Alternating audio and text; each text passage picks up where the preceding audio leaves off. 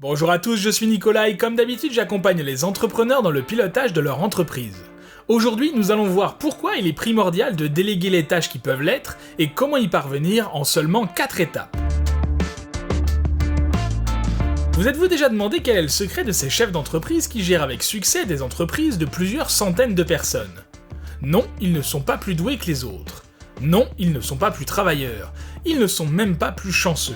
Mais il y a une chose qu'ils font mieux que les autres, une chose indispensable quand on veut développer son business. Une chose simple, mais finalement assez rare. Ils savent s'entourer. Et tirer le meilleur de ceux qui sont à leur côté. Posez-vous un instant la question. Qui est la tête pensante de votre entreprise ? Vers qui se tournent vos salariés quand ils ont un problème ? Qui décide au quotidien ? Savez-vous déléguer ? Mais avant de nous pencher sur les avantages qu'il y a à déléguer et les points sur lesquels faire attention, et oui, il y en a, mettons tout de suite les choses au clair, qu'est-ce que déléguer veut dire et qu'est-ce que ça n'est pas ? Attention, déléguer ne veut pas dire se décharger des tâches ingrates que vous n'avez ni le temps ni l'envie de réaliser vous-même. Au contraire, c'est permettre à un de vos collaborateurs de réaliser une tâche importante pour l'entreprise et qui rentre dans ses compétences pour que vous puissiez, de votre côté, vous concentrer sur des tâches plus spécifiques à votre rôle de dirigeant d'entreprise. Je sais que certains chefs d'entreprise peuvent avoir peur de perdre une partie de leur pouvoir, voire de leur autorité, en déléguant des tâches stratégiques à leurs salariés. Mais il ne s'agit pas de perdre du pouvoir. Il s'agit de le partager, pour un temps et dans un domaine bien précis, pour la croissance de l'entreprise. C'est une question de confiance et de collaboration. Mais il n'est pas question seulement d'un transfert de travail. Une véritable délégation, c'est également le transfert des responsabilités qui vont avec. Et nous verrons dans la suite de cet article ce que cela implique. Déléguer vous procure de nombreux avantages. Beaucoup d'entrepreneurs pensent que le fait de déléguer une tâche leur prendra plus de temps que de faire la tâche en question. Et je les comprends. Il faut former la personne qui sera en charge, lui expliquer ce qu'on attend d'elle, définir sa mission, le délai attribué. Effectivement, pour une tâche ponctuelle, cela demande peut-être plus de temps. Mais au final, au bout du processus de délégation, à moyen terme, croyez-moi, vous y gagnez. Et ce temps que vous allez gagner, vous allez pouvoir le mettre à profit. C'est-à-dire vous concentrer sur votre cœur de métier, développer votre entreprise. Osez me dire que vous trouvez le temps pour réfléchir à votre stratégie, à des axes de croissance. Et je sais pourquoi vous ne le faites pas. Parce que vous courez après le temps. Et bien souvent, si vous manquez de temps, ce n'est pas parce que vous lambinez, bien au contraire, c'est parce que vous passez votre temps à régler des soucis qui pourraient être réglés par d'autres. Ou parce que vous tenez absolument à gérer un projet ou une mission qu'un de vos collaborateurs serait tout à fait à même de faire à votre place. N'oubliez pas que prendre un peu de recul par rapport à un projet, plutôt qu'être à sa tête à longueur de journée, vous permet d'y revenir avec un œil neuf, plus avisé. En suivant l'avancement du projet grâce à des réunions régulières, vous pourrez ainsi proposer des améliorations, faire des arbitrages, prendre des décisions en toute objectivité. Parce que déléguer ne veut pas dire abandonner tous les projets en cours, cela veut dire laisser quelqu'un d'autre le mener à bien, tout en vous assurant que le travail est correctement fait. Et ce faisant, vous montrez la confiance que vous avez pour vos équipes. Lorsque vous pratiquez la délégation de manière régulière au sein de votre équipe, que vous laissez l'autonomie nécessaire à chaque personne et que chaque personne tient bien son rôle, le niveau de confiance de vos collaborateurs vis-à-vis de vous augmente et vice-versa. Ce qui contribue donc au final à renforcer la confiance au sein de l'équipe, ainsi que son niveau de cohésion.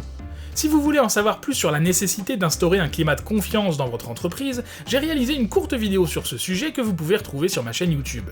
C'est en forgeant qu'on devient forgeron. Vous connaissez bien sûr ce proverbe et il est tout à fait adapté dans le cas présent. Lorsque vous déléguez la réalisation de certains travaux à vos collaborateurs, vous leur permettez non seulement d'affiner leurs compétences actuelles, mais également de développer de nouvelles compétences. En effet, en se confrontant à des problématiques nouvelles, elles sortent de leur zone de confort et sont obligées, en quelque sorte, d'élever leur niveau. Ce qui fait d'eux des personnes de plus en plus aguerries et qui progresseront rapidement.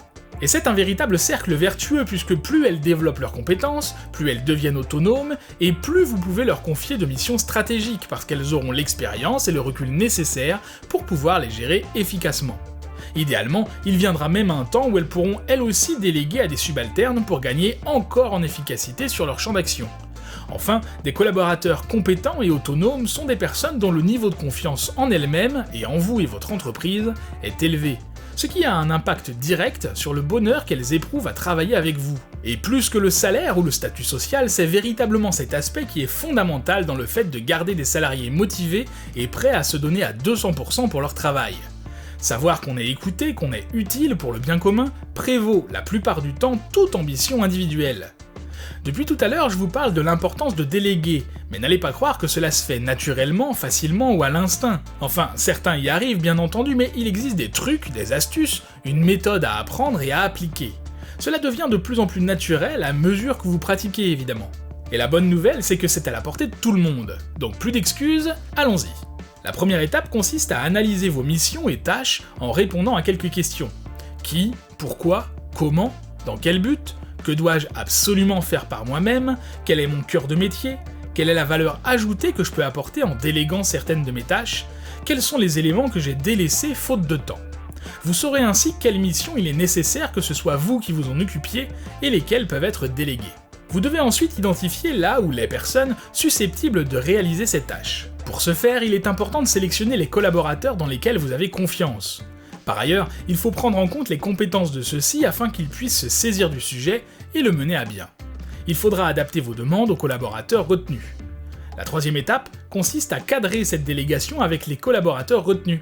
Vous devez être clair et précis. Plus les objectifs seront compris, voire partagés, plus cela donnera un cap et du sens à ce transfert. Afin de permettre aux collaborateurs d'atteindre les objectifs fixés, vous devrez mettre à disposition les ressources et outils nécessaires à l'atteinte des objectifs.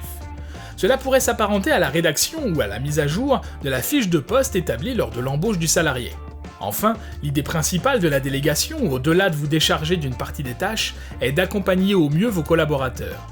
Pour ça, vous devez expliquer, faire preuve de pédagogie et de disponibilité pour faciliter la montée en compétences de vos collaborateurs et les rendre autonomes plus rapidement.